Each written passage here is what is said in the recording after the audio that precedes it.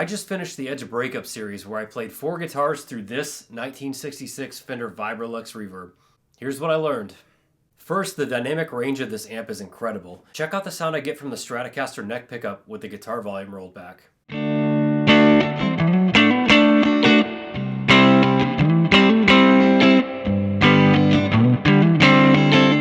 I was really impressed with how fast the amp would go from clean Hendrixy sounds to raw, punchy overdrive. Listen to how the amp saturates as I roll up the volume on the Telecaster bridge pickup.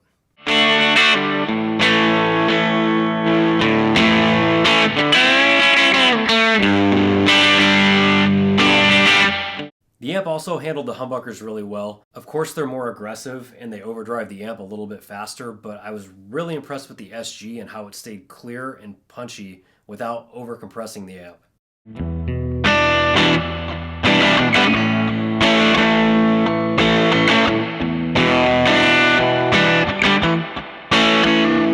The Les Paul was by far the most aggressive guitar in the mix. It overdrove the amp and compressed much sooner than the others.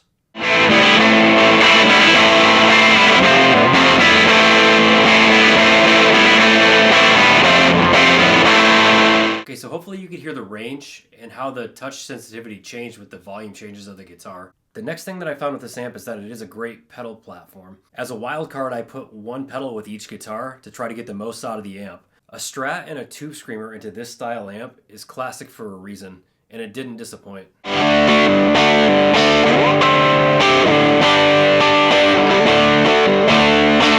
Like I said, I really enjoyed the SG throughout this test, and when I turned on the tone bender, it was no exception. Listen to how the amp stays tight and punchy even though the fuzz is hitting it really hard.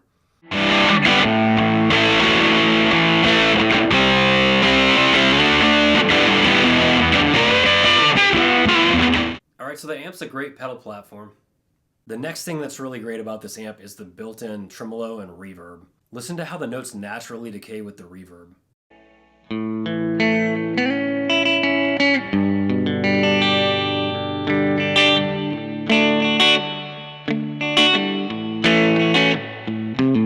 With a stripped-down rig like this without any delay or modulation to hide behind, I found myself really enjoying the tremolo. It added a really unique characteristic to the sound, and it was a lot of fun.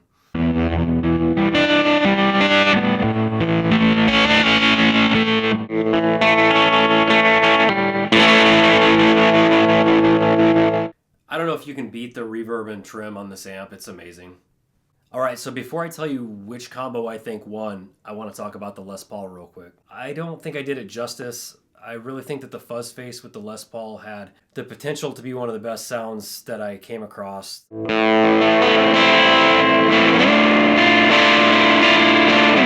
Unfortunately, the pickups are so hot that when I turn the bridge volume up, it saturated and compressed and it just turned to mud.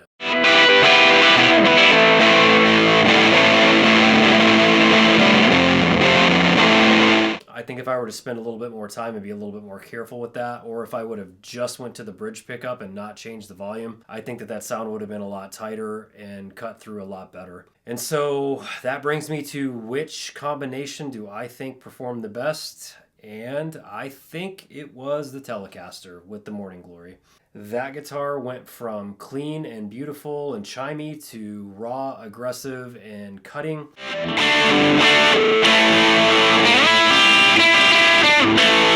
The Morning Glory didn't fundamentally change the character of the guitar into the amp. It just provided some grit and kind of brought the amp to life.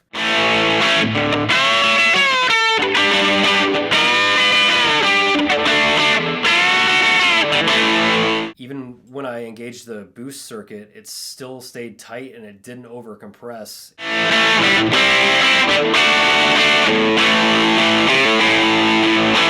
Honestly, that combination has got me rethinking my live rig right now. So I might be making some changes here soon. Okay, so that's it.